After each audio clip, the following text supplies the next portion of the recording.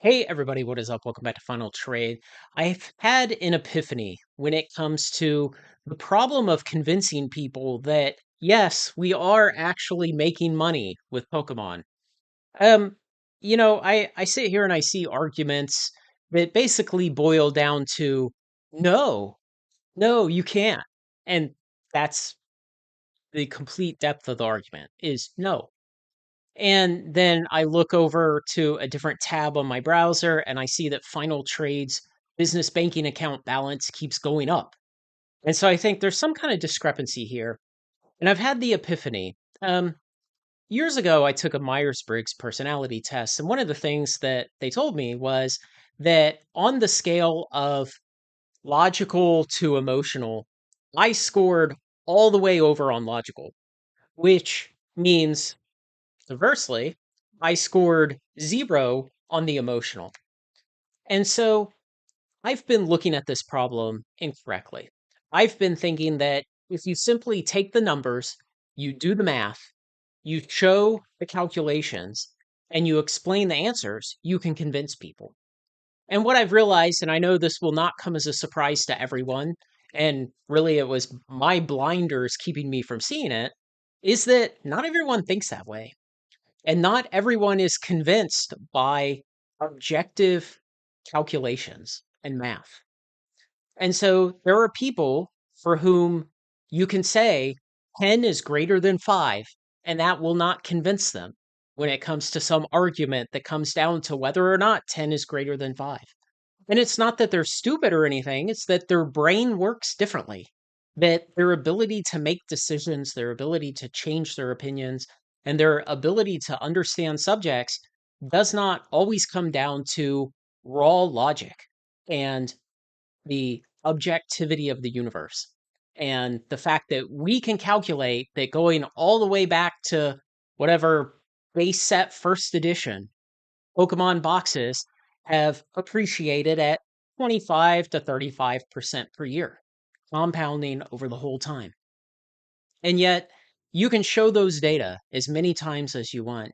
You can show period after period after period that those kind of performances of the boxes are just maintained. They just keep going on.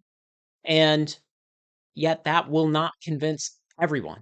There are some people who will simply say, but no, and make a lot of arguments for why it can't be. And so I know it sounds kind of stupid, but I finally had the epiphany that the problem is not everyone is convinced by math. And so I don't really know what to do with this information now because I don't think I can argue in a different style. I don't think I need to. There are certain kinds of people in the world. There's all kinds of different people, right?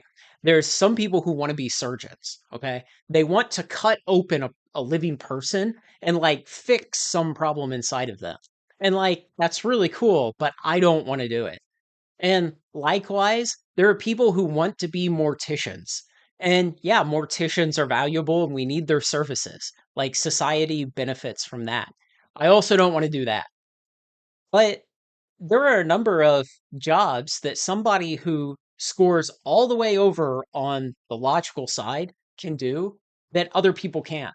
And society needs a few of those kind of people also to do certain things, to solve very difficult technical problems, to figure out the solutions to things that a lot of other people can't solve.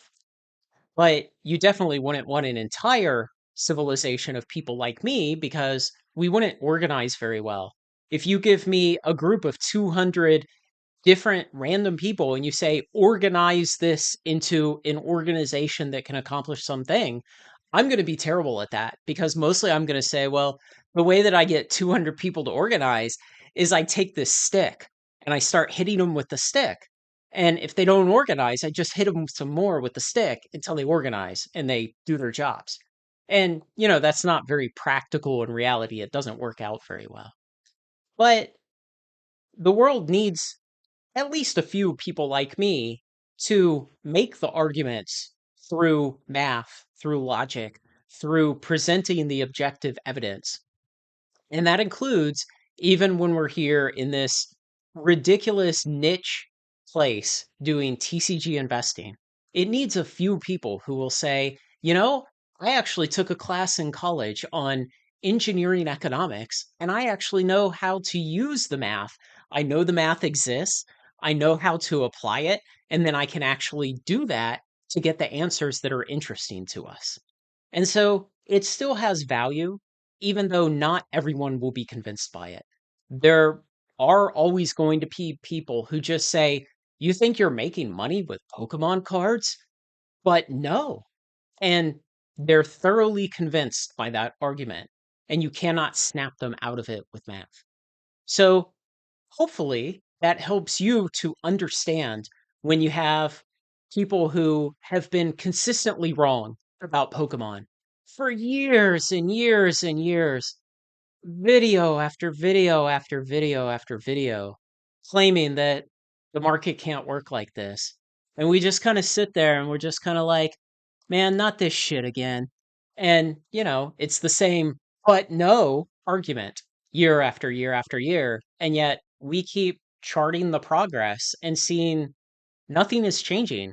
Pokemon boxes are still returning 20, 25, 30, some even up to 35 or more percent per year, compounding for decades. We look at the math and we see the objective reality, and then we look at people saying, no, that can't happen. So hopefully this helps you understand it a little. I know it sounds silly to say I had an epiphany and now I get it, but that's kind of how my brain works. I think about problems for a long time, and I'll literally, kind of pull one of these problems back forward when I'm laying in bed at night and think about it a little bit, or when I'm bored while I'm working my day job, and, you know, kind of crunch on the problem, devote some computational power to it. And after long enough, I'll usually have some kind of epiphany that helps me understand what the real foundational issue is. And on this one of trying to convince people that, yes, I promise we are actually making money here. We're not simply like incinerating cash and then somehow continuing to do so without realizing it. On the problem of convincing people of that, that's what I figured out. Some people just literally cannot be convinced with data, with numbers, with math, with formulas, or with objective reality, because not everyone sits all the way over here on the logic to emotion scale. In fact, thankfully, almost no one sits all the way over here.